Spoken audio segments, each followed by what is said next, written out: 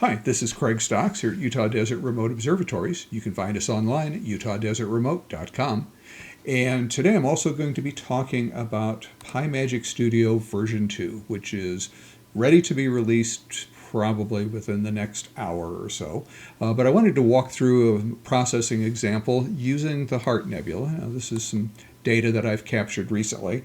I just want to show you the process of how I typically will go about processing an SHO image, and we'll be doing that in PixInsight using PiMagic Studio and in Photoshop with AstroMagic.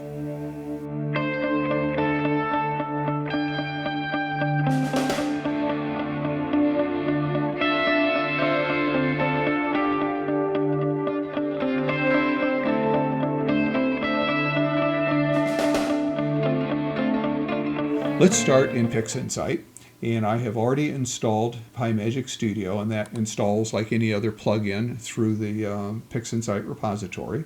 So just go to PiMagic Studio, PiMagic, and new in version 2 now is Smart Mode. And what that means is it does an amazing job of figuring out what you want based on the kind of data that you've loaded. The other big change is it now incorporates the entire processing workflow. So you don't need to use WBPP. You just load your raw files in along with any calibration masters or individual files.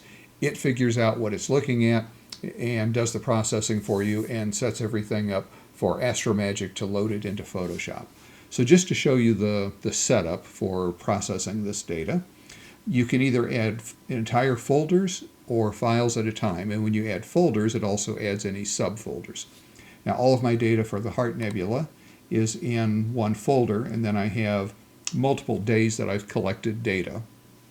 So I can just select this Heart IC 1805, kind of the top level, choose Select Folder, and it tells me that it's loaded 105 files. Now I also want to load the calibration masters, and I keep those in folders that are organized by system. So I'll click Add Folder again and just navigate to my calibration masters, and here's the DreamScope LRGB SHO set of masters, calibration masters. Select Folder, and now we have 117 files selected. Notice that it also picked up the target name and automatically filled in the blank there, and it tells you that it recognized that. It knows what IC 1805 is, it knows where it is, so it could use that if it needs to for plate solving. Next, I'll do a quick filter check, and this just lets me confirm that yes, in fact, we have 1 bias, 4 darks, 7 masters, flats, hydrogen, oxygen, sulfur filters are all correctly identified. First time you're using it, it may not recognize your names for the filters, so you can use the drop down to specify what that filter is. Then I'll just apply and close. And lastly, I'll click Auto Detect, and what that does is it goes through and automatically fills in all of the different choices. Now, if you really want to work with the choices, you can turn off Smart Mode and look at all of the different details for the RGB and mono processing and so forth. Or you can create templates and save everything in a template. 99% of the time, I just leave Smart Mode turned on, and after I do my filter check and my auto detect, the start button turns green, and I just click Start, and it will go off and process everything and create a folder with all of the necessary files in that folder, along with some additional files that, for the most part, you just need to know the name of the folder that was created, and it'll be named using the name of the target. Now, I've already run this, so let's cancel out of this, and we'll hop into Photoshop, and we'll see if we can find the folder that I actually ran a couple days ago. So I keep AstroMagic docked over here on the right. You can also find it under Plugins, AstroMagic. And you've got different tools that you can use. The most common is going to be the import function, and then just click on Import Folder. And I keep all of my folders on the NAS in a swap folder. And actually here is the Heart Nebula that's already selected, apparently from practicing for this video. But I'll just select folder, And it's going to dig through that folder and find the files that it wants to load and load everything in and organize all the files into the proper layers and layer groups and add the adjustment layers. And the goal is to give you a consistent interface that will feel familiar to you so that you can quickly and easily go through and do whatever processing you want to do. It's not trying to create a finished image for you, although you can get a pretty good looking image very easily. But that's not the goal. The goal is to give you a good, consistent starting point so that you can quickly learn what are the controls that you like to use to massage your images into the final creation that you want to produce. So it's based on your vision for the image, not the program's. I say it's really just trying to create a consistent interface so that you can easily find the tools that you need to make the changes that you want. So it looks like it's just about loading everything here. It's a little bit slower because it's loading off of a network drive. So I'm going to pause here for just a minute. So everything is done loading, so I'm going to park the AstroMagic interface for now. And if we look at the folders that are created, we have a metadata folder, we have an annotations folder, we have the stars folder, we have global adjustments, and those global adjustments, remember, affect everything below. And everything below is all of the layers that make up the image. Now the beautiful part of Photoshop is that every layer contributes to the image, and they all contribute kind of in a live preview. So any change you make in any layer is automatically reflected in the final image. Now we can turn individual layers or entire layer groups on and off. And let's start with the metadata. I usually start by turning things off so I can start adjusting from the bottom up. But let's start at the top and look at the metadata. Metadata, because PiMagic is now doing the integration, it can capture filters and integration time and so forth. So it gives me a layer, and it's actually just an editable text layer that tells me this is the heart. We have 8 reds at 120 seconds each for 16 minutes, HA, oxygen, sulfur, and so forth.